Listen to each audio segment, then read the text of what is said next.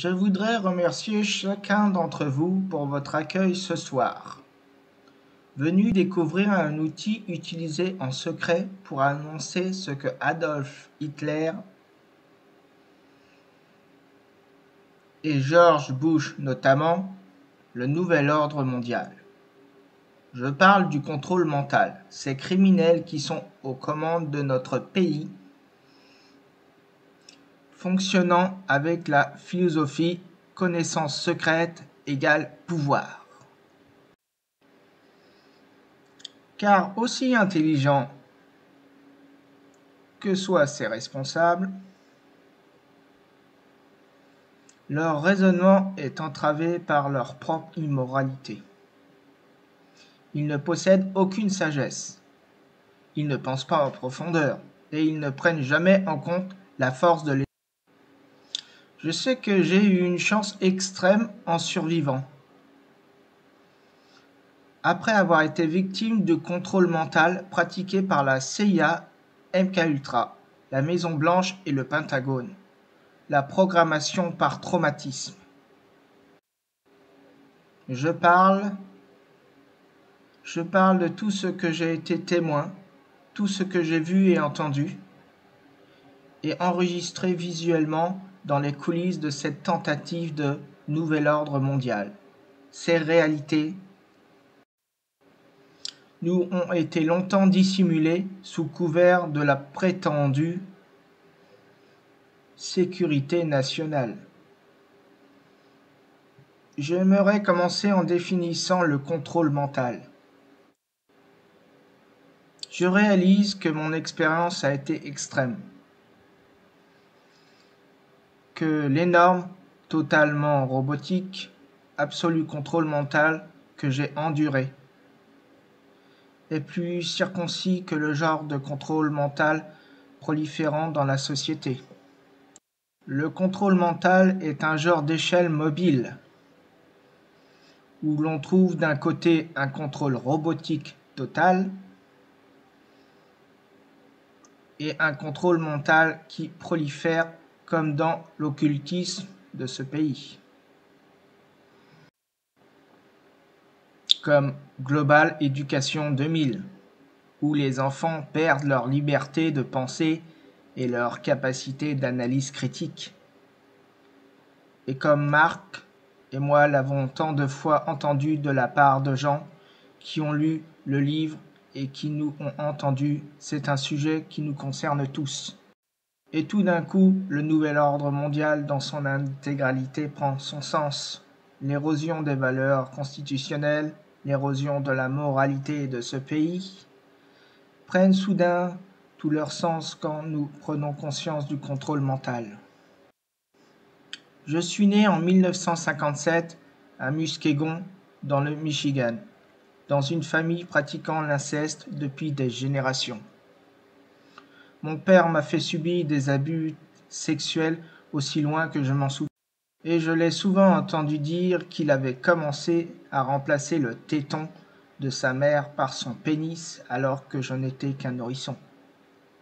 Je vous dis ceci pour que vous puissiez comprendre que ma sexualité a été embrouillée dès la plus petite enfance. Ce fut rangé dans une zone de mon cerveau qui ressemble beaucoup à celle de la survie, comme manger et boire. Les abus sexuels que j'ai endurés étaient si horribles que j'ai développé un trouble dissociatif de l'identité. Même si je ne pouvais comprendre que ce que mon père me faisait était moralement mal, la douleur et la suffocation de son sévice étaient si considérables que j'ai développé des troubles dissociatifs. C'était certainement impossible à comprendre, et j'ai construit un compartiment dans mon cerveau, une petite zone derrière des barrières amnésiques, qui était en fait une jonction neuronale qui se fermait dans mon cerveau pour compartimenter le souvenir des sévices afin que le reste de mon esprit puisse fonctionner normalement, comme si rien n'était arrivé. Si je voyais mon père à table pour le dîner, je ne me souvenais pas des abus sexuels. Mais dès qu'il déboutonnait son pantalon, une partie de moi, la partie de mon cerveau qui savait comment gérer ce sévice, la jonction neuronale s'ouvrait en fait physiquement, pour que cette partie de mon esprit puisse subir mon père encore et encore. Selon la nécessité, j'ai construit un autre compartiment dans ma tête pour supporter les abus de ma mère. Ces sévices étaient avant tout psychologiques. Elle souffrait elle-même de troubles dissociatifs de l'identité et je ne la tiens pas pour responsable de ses actes comme je l'ai fait pour mon père, qui lui était pleinement conscient de ce qu'il faisait. Ma mère détruisait tous les vestiges d'estime de soi que j'aurais pu me créer et sa maltraitance était si horrible que je me suis construit un autre compartiment dans mon cerveau juste pour gérer ma mère. J'ai développé un autre compartiment pour gérer la pédopornographie à laquelle mon père me soumettait. Il y avait à l'époque une faction criminelle de notre gouvernement qui s'intéressait au ciblage d'enfants tels que moi pour le contrôle mental. Parce que cette compartimentation de la mémoire était quelque chose qu'ils estimaient idéal pour garder des secrets du gouvernement. De plus, les gens qui souffrent de troubles dissociatifs de l'identité développent une mémoire photographique derrière ces barrières amnésiques. Du fait que le cerveau possède un mécanisme de défense qui lui fait enregistrer de manière photographique les événements autour du traumatisme. Je pourrais délivrer et recevoir de cette façon des messages de dirigeants, ou dans mon cas également, des barons de la drogue impliqués dans le financement des caisses noires des contrôleurs du nouvel ordre mondial. Des personnes affligées de ce trouble développent aussi une acuité visuelle 44 fois plus pointue. C'est pourquoi on les voit très souvent les yeux écarquillés. Parce qu'elles intègrent plus d'éléments de leur environnement qu'une personne normale. Ma sexualité avait été exaltée, je servais donc d'esclave sexuel, je recevais aussi des messages de ces dirigeants du gouvernement. À ce moment-là, l'homme politique de la mafia locale du Michigan, le politicien qui protégeait ce réseau de pornographie était Gerald Ford. C'est ce même Gerald Ford qui a été élu président des États-Unis. Gerald Ford n'est pas un pédophile en soi, il est ce que j'appelle essayeur sexuel, il tentera n'importe quoi. N'importe quel âge, n'importe quand et n'importe où. Jusqu'à ce qu'il ait pris le contrôle. Ce fut Gerald Ford qui vint à la maison pour expliquer à mon père comment m'éduquer en vue du projet s'accordant aux directives du gouvernement. Mon père avait été pris à envoyer de la pédopornographie par la poste et on le contacta pour lui dire que s'il me vendait pour ce projet, il acquérait une immunité juridique. Une fois l'accord de mon père pour me vendre au projet, je fus emmené systématiquement à Mackinac Island au Michigan, qui est un refuge politique où se situe la demeure du gouverneur du Michigan. C'est une sorte de Bohemian Grove où les hommes politiques se rencontraient et discutaient du nouvel ordre mondial et de contrôle mental, du contrôle mental des masses, du contrôle mental dans le système scolaire, comment utiliser l'occultisme comme trauma de base. L'un de mes agresseurs sexuels de l'époque était le Premier ministre du Canada, Pierre Trudeau. Mais néanmoins, Pierre Trudeau représentait cette faction criminelle des jésuites catholiques, qui pensait au contrôle mental des masses. Un autre de mes agresseurs sexuels et plus tard député US Guy van der Jagd. C'est ce même Guy van der Jagd qui resta à la tête du comité national républicain et qui installa George Bush dans le bureau présidentiel, alors âgé de 13 ans, que je fus confié au sénateur qui deviendrait mon propriétaire dans ce projet de contrôle mental. Ce sénateur américain, c'est Robert C. Byrd. Le sénateur Byrd était mon propriétaire qui allait décider de où j'irais et quand j'irais. Après cette première communion, j'ai aussi enduré un rituel supplémentaire appelé le rite de maintien du silence. Cela impliqua le député van der Jagd et le recteur de notre église, Père Donne. Et ils me soumirent à un rituel de sang occulte. C'était si horrible, cette inversion de la messe catholique. Elle a embrouillé mon esprit parce que lorsqu'une personne fonctionne à un niveau subconscient, elle est si traumatisée qu'il n'y a consciemment aucun endroit pour ce qu'elle endure. Le subconscient n'a aucun moyen de discerner, de remettre en question et de raisonner comme le fait le mental conscient. Et cette inversion de la messe catholique, en la détournant vers l'occultisme, n'a fait que tout bousculer dans mon esprit.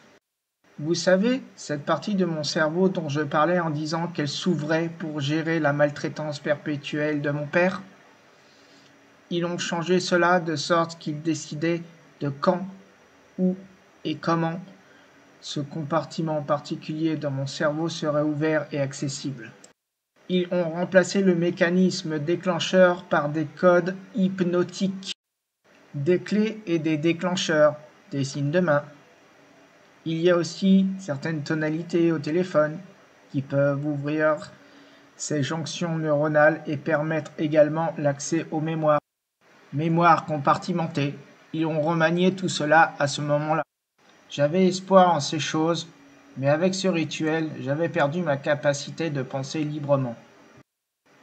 Et tout ce que j'entendais à la place, à ce moment-là, c'était les voix de mes tortionnaires me dirigeant, me disant exactement ce que je devais faire, ce que j'étais supposé faire. Nashville était fortement impliqué à l'époque dans le contrôle mental, par l'intermédiaire de l'industrie de la country music et surtout par la prolifération du trafic de cocaïne de la CIA au sein de cette industrie country. Cela battait déjà son plein. L'industrie de la country music fournissait une couverture pour que des esclaves sous MKUltra comme moi soient promenés à travers le pays dans divers endroits prévus, et aussi pour leur faire distribuer et livrer les arrivages de grosses quantités de cocaïne en provenance du trafic de la CIA. Mon expérience me fait dire que la soi-disant lutte anti-drogue n'a rien de plus que la CIA qui élimine ses rivaux. L'occultisme est fréquemment utilisé comme une base de traumatisme pour le MKUltra. Qui peut comprendre ce genre de traumatisme? Des rituels de sang absolument horribles. Et c'est une base parfaite de traumatisme pour le contrôle mental, pour compartimenter la mémoire. J'ai été témoin de Wayne Koch en train d'assassiner un SDF. À la gare de Nashville, un endroit abandonné à ce moment-là, et qui était squatté par les SDF. Il tira juste entre les deux yeux et lui coupa les deux mains. Il a été programmé que Cox serait mon premier superviseur maître. Wayne Cox suivrait les directives et instructions du sénateur Byrd. Et surtout, il me ferait subir d'autres traumatismes, suffisants pour satisfaire aux nombreux compartiments que le sénateur Byrd voudrait créer dans mon cerveau pour une programmation MKUltra, pour que je puisse ensuite effectuer diverses opérations pendant l'administration Reagan et Bush. À cette époque, le trafic de drogue autour de Bill Clinton battait son plein. Il était gouverneur de l'Arkansas. Je l'ai remis à Bill Clinton qui sniffa aussitôt 2 lignes de coke. D'après mon expérience, Bill Clinton est bisexuel, plutôt fortement orienté vers l'homosexualité. Je l'ai surtout vu impliqué dans des activités homosexuelles. Ayant eu peu d'expérience avec lui, j'ai eu beaucoup plus d'expérience avec Hillary Clinton. Hillary est également bisexuelle, penchant plus pour l'homosexualité. Ce fut elle qui accéda à ma programmation sexuelle. Toujours à cette époque, M. J. Bennett Johnson me soumit à d'autres manipulations mentales qui impliquaient non pas un thème occulte, mais plutôt un thème extraterrestre.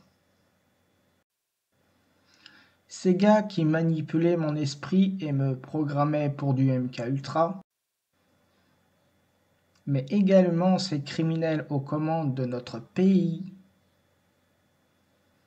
prétendaient être des dieux, des démons, des extraterrestres. Cela dans le but que je me sente totalement impuissante.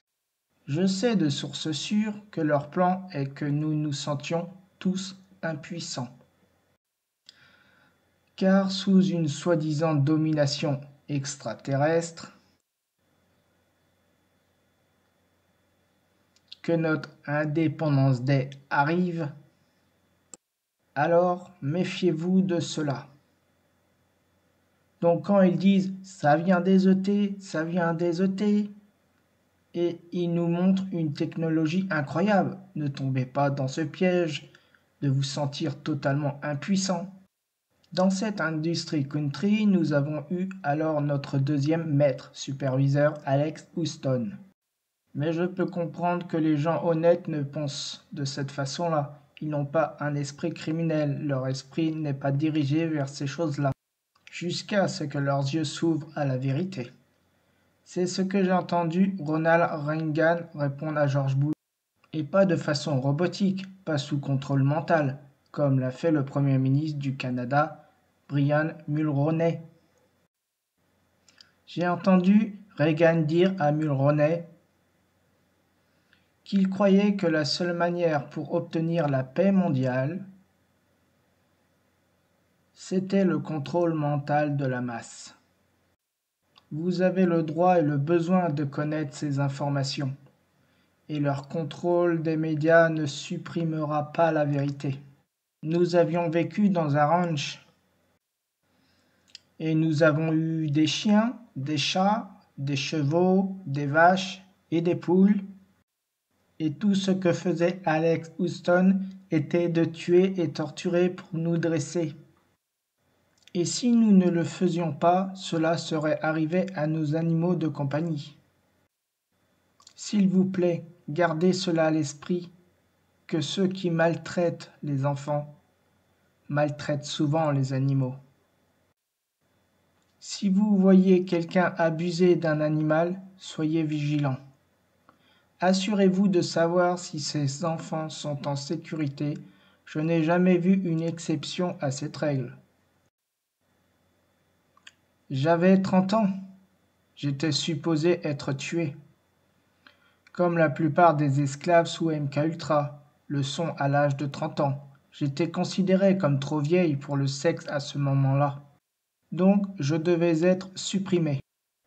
S'il n'y avait pas eu la sagesse de Marc pour me dire que la meilleure vengeance est la guérison complète. Parce que grâce à cette guérison, par l'enregistrement photographique de tous ces événements, je pourrais exposer ces gens pour ce qu'ils sont exposer leurs plans, exposer ce nouvel ordre mondial. C'est la vérité qui nous rend libres. Aidez-nous à diffuser l'information. Merci.